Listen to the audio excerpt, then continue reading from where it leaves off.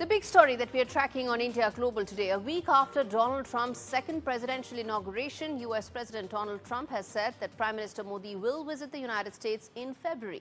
This makes Prime Minister Modi one of the first world leaders to visit Washington, D.C. after Trump's inauguration. Prime Minister Modi engaged in a detailed phone conversation with the President of US, where the two leaders discussed critical world affairs and reaffirmed their commitment to a strong and a mutually beneficial partnership.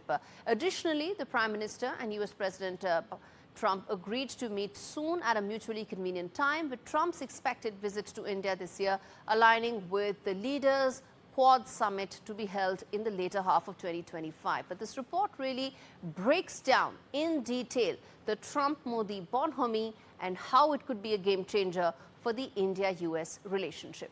Take a look. United States, the Honorable Donald John Trump. US President Donald Trump is back in the White House with the Modi-Trump bonhomie back in focus. A week after the historic inauguration, Prime Minister Narendra Modi dialed President Trump, congratulating whom he called a dear friend on a historic second term. A first conversation since the latter assumed office last week. Taking to X, PM Modi revealed that the two leaders discussed bilateral ties, underscoring New Delhi's commitment to a mutually beneficial and trusted partnership with Washington. He also emphasized that the two countries shared commitment to working together for global peace and stability. Foreign Minister Shankar was also one of the first to meet Secretary of State Marco Rubio hours after his Senate confirmation. The two discussed bilateral issues including immigration, visas, trade, and more. PM Modi, who is in his third term, shared a close relationship with the US leader during Trump's first presidency. The two leaders found common ground on a range of issues, from counterterrorism to the growing importance of the Indo-Pacific.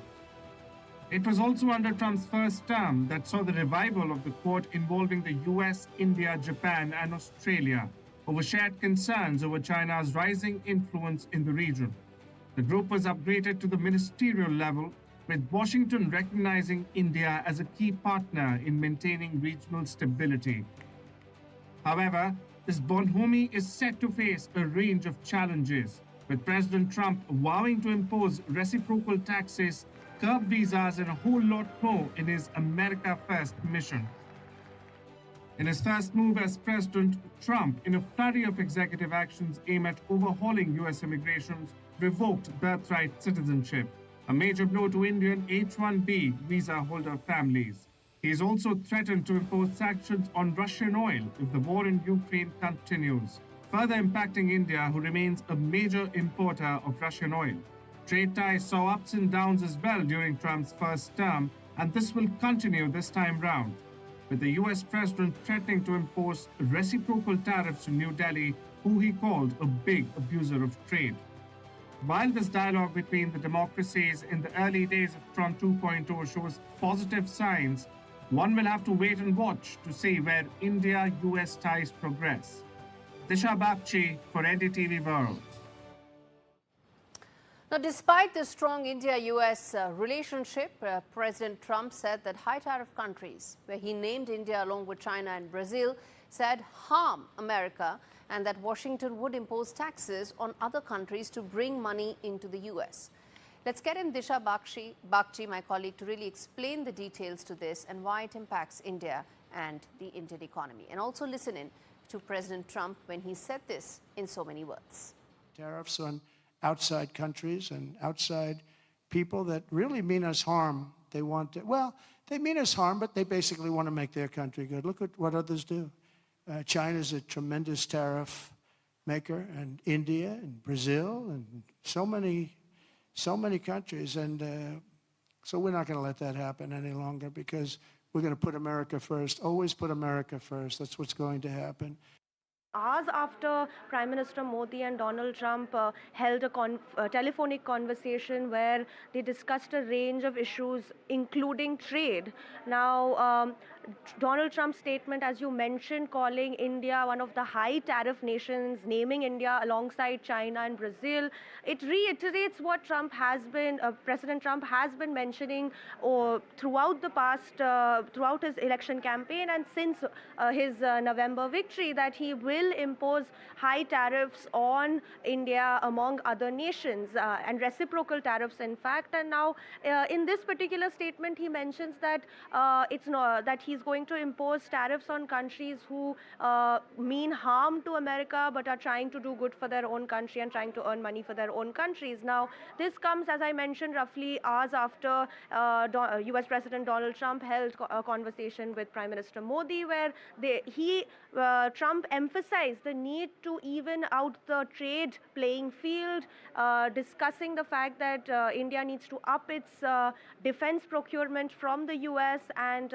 in fact, level the bilateral trade ties, because in the past he has called India one of the big abusers of the trade ties between India and the US, and hence him reiterating the fact that he will in fact impose these trade tariffs brings a little bit of friction in what is otherwise quite a strong relationship between New Delhi and Washington. Now, in his first, range of executive orders, he has yet to impose tariffs on any of the countries that he has mentioned, but it is, we'll have to wait and watch to see what happens on February 1st.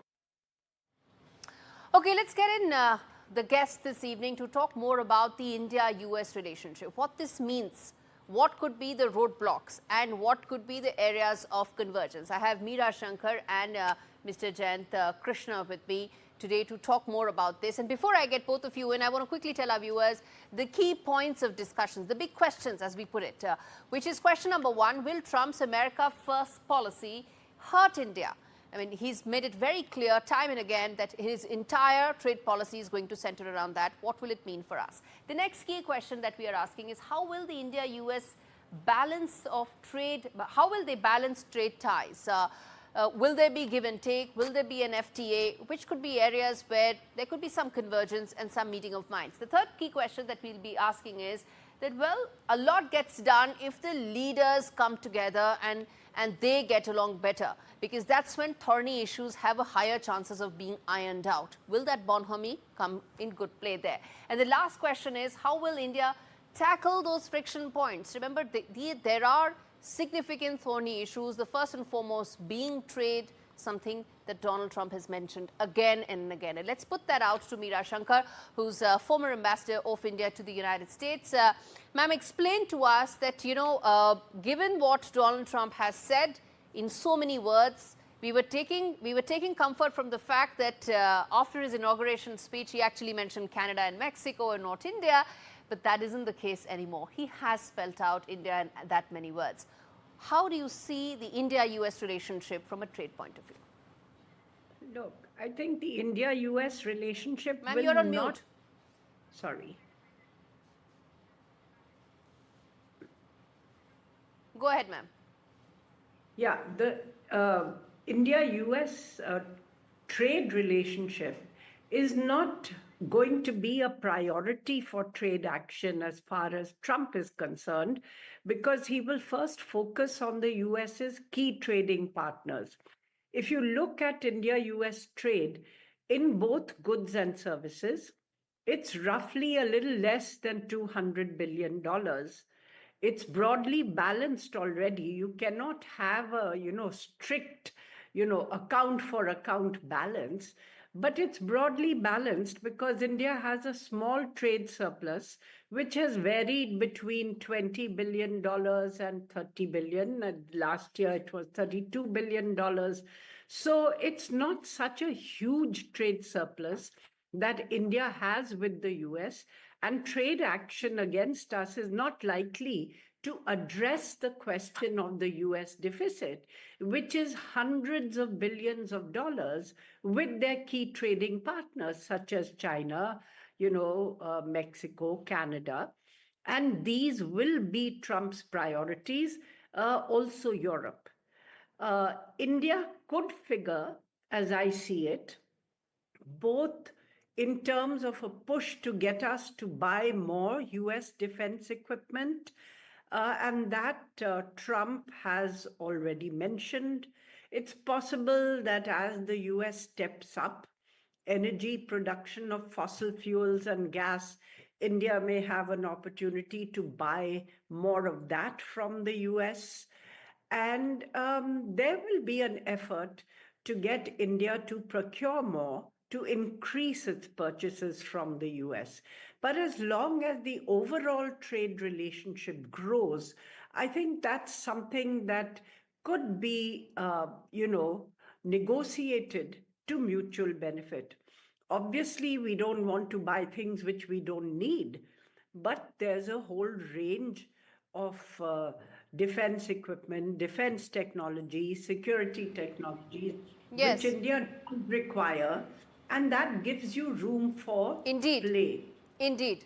Indeed. Let's get in Mr. Jayant Krishna with his opening remarks there as well. He's a senior fellow with the CSIS.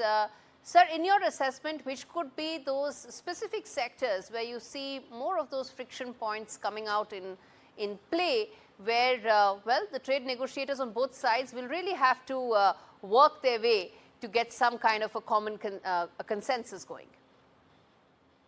See, yes, as Ambassador Shankar mentioned, that, between India and US, the two-way trade is almost $200 billion.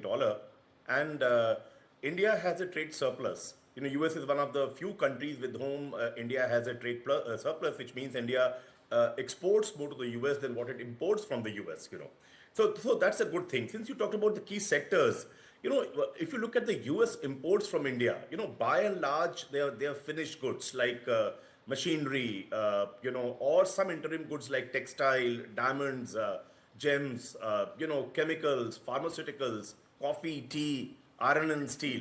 This is what US typically imports from US, And as Ambassador Shankar mentioned very clearly, that while for India, US is the largest trading partner, but for the US, for the US, India is the seventh largest trading partner. So, he will sort out issues and tariff issues with the leading partners first and then come to India. Okay. So I think it's very important if in any of these sectors, like in his last tenure, he did change, the tariff policy, the import duty on iron and steel, which did adversely affect India, So I think these are the sectors which are very, very prone to any import duty changes and so on and so forth. I think he also removed the generalized preferential system.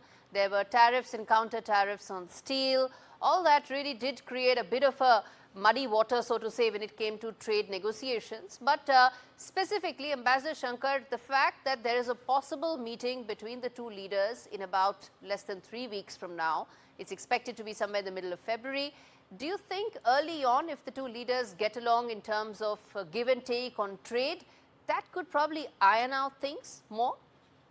Well, it would certainly set a positive tone for the relationship. And Trump himself has said, we have good relations with India, and he's announced a possible early visit by Prime Minister Modi. Now, all countries are preparing to deal with Trump on the trade and economic front by looking at a potential reciprocal list of imports on which they could impose similar tariffs as the US imposes on them, and also looking at a basket of give and take for negotiations. It's not an either-or policy. Last time, I think India was the slowest to impose reciprocal tariffs after the US put tariffs on steel and aluminum imports. Most other countries were ready with reciprocal tariffs right off the mark within a couple of months, and we took 2 years negotiating with the US. I think when you negotiate with the US, you have to create leverage as well. I think merely negotiating on the basis of goodwill and giving is not, may not yield the desirable results. Indeed. You need a mix of both. Indeed, you need leverage. You need to be able to cut a deal at the same time. Something that, in a conversation that C. Raja Mohan told me, Mr. Jayant Krishna, a couple of days back, that Indian negotiators have this tendency to go on negotiating in the hope that their negotiations outlast administrations, which is why we are not able to really cut FTAs, when it matters. Do you think we'll be able to, get out of that tendency, probably get some sort of a deal on the table? Because President Trump appreciates deals, because that's his nature. Is that the question to me? Yeah. So with the US, FTA is not even on the radar, right? I mean, there's no discussion happening. Unlike UK, there is no FTA in discussion, right? So I think typically any trade deal, the larger the basket of products and services which are imported and exported between the two countries, more complex an FTA or an equivalent deal becomes. So I don't think FTA is even on the cards, but I think. Some of the key announcements may happen sooner than later, and the Prime Minister Modi going there early enough, and perhaps one of the first few major countries, heads of government going there. I think that itself will open a good stage for negotiation. I hope there's no announcement before that, because let's understand, in today's day and age, countries do not necessarily get what they deserve. Countries get what they negotiate. So that's another thing. Always there's some discussion that precedes a major, import duty, fiddling decision. I think that is what we need to see. But I believe, an early engagement that Foreign External Affairs Minister Shankar had with the Marco Rubio, the Secretary of State. Perhaps it was the first. After swearing in, this was the first bilateral that the Secretary of State had with any External Affairs Minister. That itself was a good thing, and if the same sets the tone for some sort of engagement to happen on a more regular basis. I'm completely out of time. Thank you so much, both of you, for taking out the time on an issue I'm quite certain that we're going to revisit sooner than we